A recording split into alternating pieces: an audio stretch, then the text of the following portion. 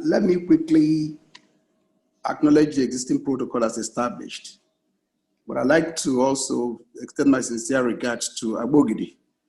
Abogidi Kenekwame, and if Chief Lawrence Agoboza is still there, I salute you too, sir, Ambassador, and His Royal Highness. Let me also appreciate and thank Emeka Ugojo and his team for putting up this wonderful platform for us to scintillate and cross-fertilize ideas on very important subject of Ohanaeze and Igbo. But I must also appreciate the PG, my senior brother and good friend, Chief Nyanwodo. A lot of people have spoken and a lot has been said. The theme of today's discourse to me is important, but I'd like to also set the stage by saying that the building blocks of the discourse have been put in place, as many people have spoken. So let me focus on not just the past today, let me look at the future moving forward.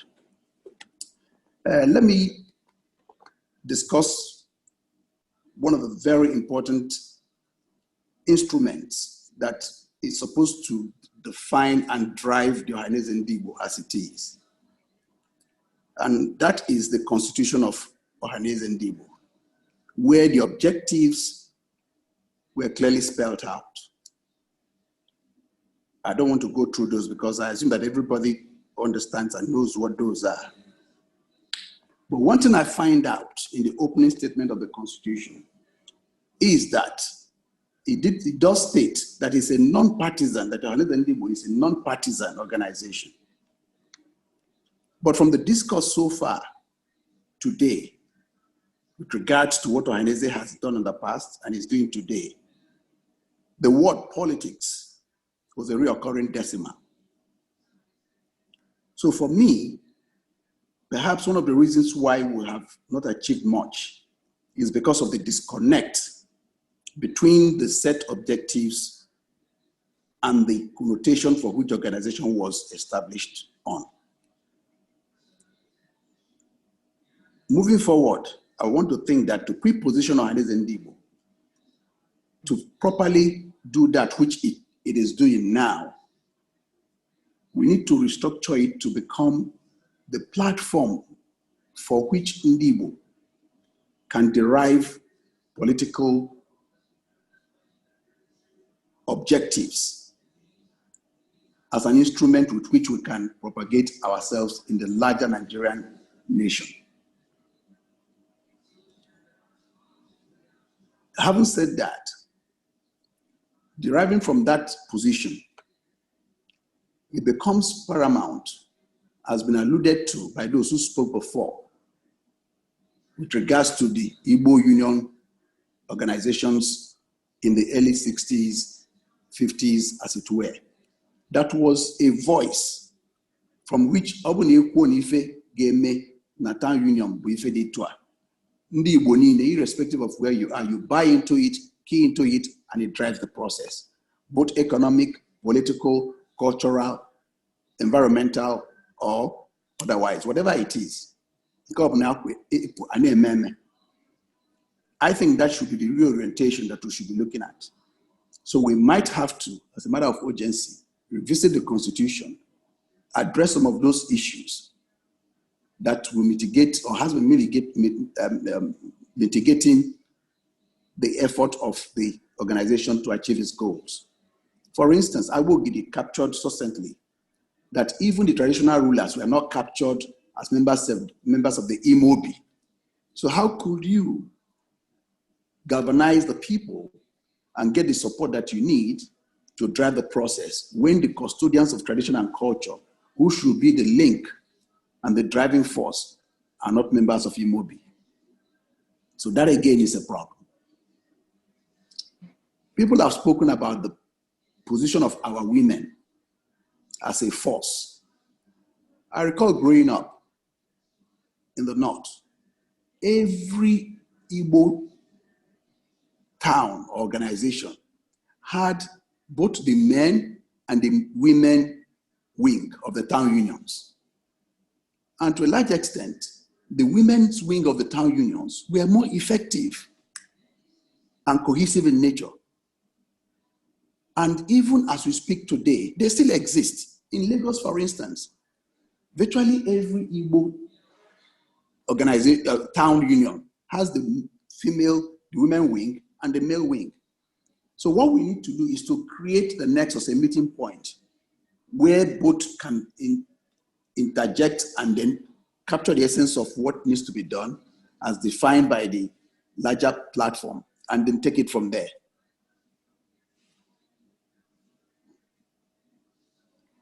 I'd like to also say that, most importantly, the new Ohaneze should embrace grassroots mobilization of our people to ensure inclusiveness that is youth-centric, because the youth are the future, whether we like it or not. And I'm happy that today we have some of our youths who have participated in this platform, and it shows the extent of their awareness. But we need to do more because they are more in numbers. If we get them in the numbers that we so desire, with their ideas around the world, they should be able to add value and then give us some impetus to drive the process. Equally important is the integration of the town unions, particularly the women that are central to the future prospects, and we must give them the pride of place in the discourse of Ohanaeze Ndigbo moving forward. There's an area that is a sore point for us in Ndigbo. And I think that as a people, we must begin to purge ourselves of the pursuit of vested interest and bloated ego. This syndrome must stop so that we can embrace the spirit of collective effort of the whole that will elicit sustainable and socioeconomic development in our societies. You know, many a time we are quick to say Ohanaeze. It's an adage, but it's a negative connotation in the sense that we do not subscribe ourselves to constituted authority and leadership. That has been a problem. So if we have to tell ourselves the truth, some of these critical issues need to be addressed. But of course, it starts with us doing a self and soul searching exercise to know how much we can do that is possible and good for the betterment of the people.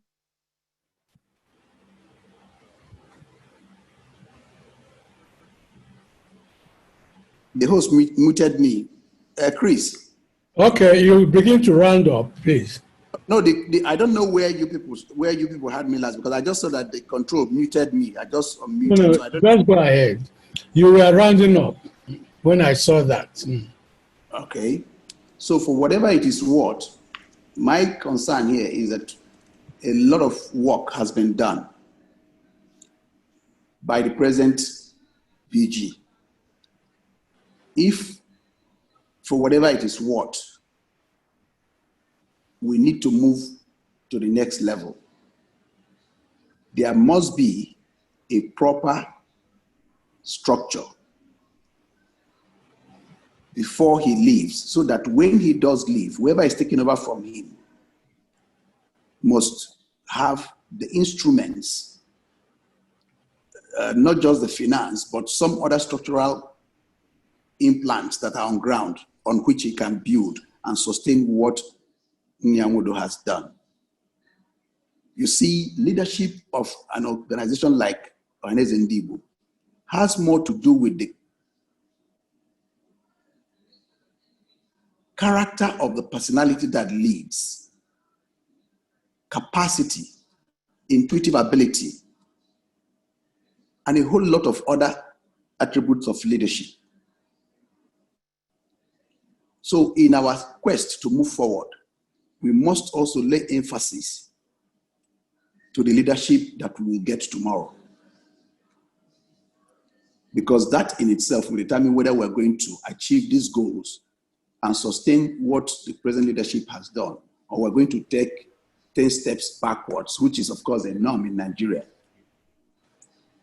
So I see that as an area of concern. So we must begin to do a proper search such that at the end of the day, we will have that quality representation in terms of leadership that will sustain the very laudable achievement of the present leadership. Let me touch on a little bit on the financing of the Ohanaeze Ndigbo. Unfortunately, we're at a crossroad when it comes to that. But I've heard some of the speakers talk about developing a business plan, kind of private sector-driven initiative that will help us to generate the desired financial resource to drive the activities of Ohanaeze Ndigbo. Unfortunately, with the endowment of Ndigbo by divine grace of the Almighty God and the dint of hard work across this country, is so unfortunate that to support a cause that will be for the betterment of all Ndigbo, we are lacking. We've not been able to do that. I just take a simple wedding ceremony of an Igbo family. The kind of,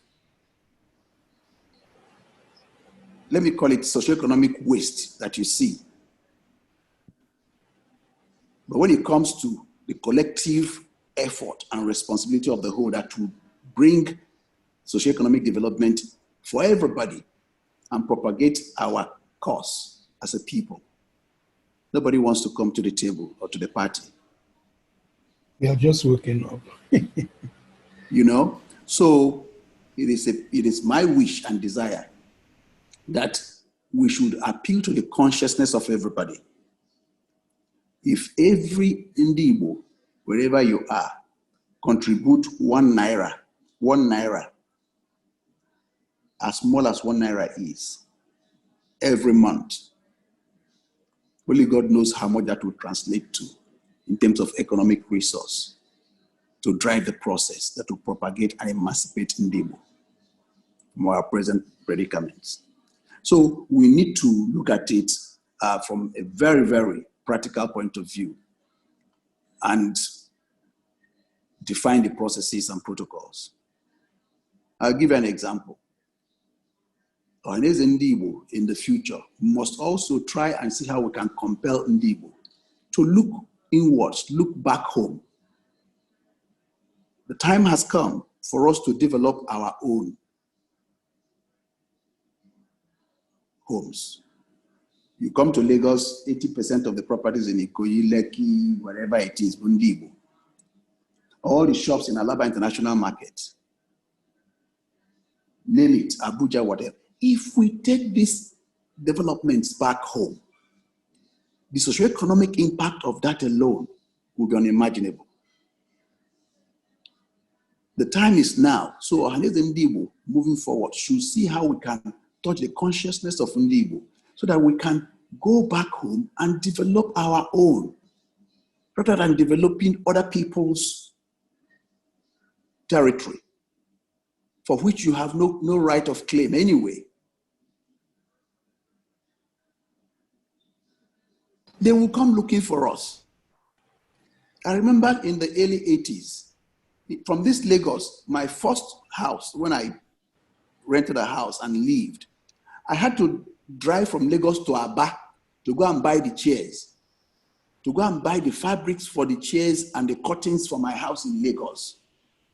That was the trend. And this was 81, 80, 81, 82. Every trader in Lagos goes to Aba to get materials. In fact, that was a source. But today, all of that is history.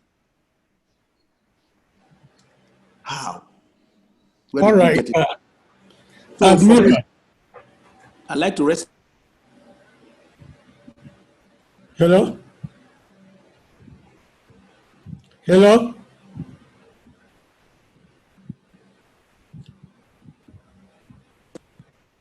Hello, Admiral, have you ended? You can't hear me because you muted me now. No, I'm not control, but have you rounded up so that I called Professor Ezeoba to give us the African perspective. Now, okay. All right. So having said that, I want to rest my case, and I wish that we'll continue this discussion subsequently. Let me thank once again everybody and wish us the best moving forward. And Prof. and Dr. Nyanwodo, God bless you for the wonderful work you've done. We haven't seen the end of you. We'll continue to consult you and make sure that we seek your professional and intellectual experiences as how best we can move this organization forward. Thank you very much, everybody, and God bless you. Okay, thank you.